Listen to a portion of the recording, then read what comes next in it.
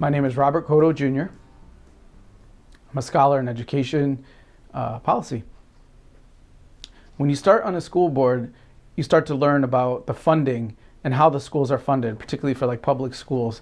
And so when I served for 2 terms, I was 8 years, I learned all sorts of various things about, this school is funded that way, this school is funded that way, or there's enough money or not enough money. My first 2 years, there was actually massive cuts in terms of teachers and resources in the Hartford schools. And so it makes you, while you're there and then later on, think more deeply, try to learn more about what's happening and why schools have the resources they do. And this is sort of a nationwide issue, and every state has sort of a different issue, right? Where a colleague of mine, Bruce Baker, talks about is there enough funding adequately, or is there inequitable funding between the schools? Somewhere like Connecticut might have some good funding overall, but inequitable funding between different school districts or even within schools. And so, sort of going down and learning more and more about that, I learned about sort of how Connecticut sort of funds its schools. And traditionally, it was property taxes, sort of each town funding its own schools.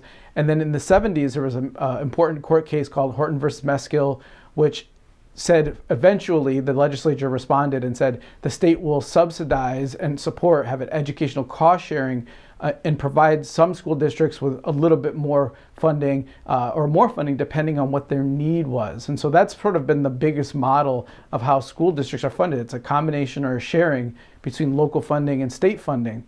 Now, more recently, there's it's much more complicated, where you have interdistrict magnet schools. You have state charter schools, which are run sort of by private, semi-profit, nonprofit companies, and sort of they pull resources in one direction.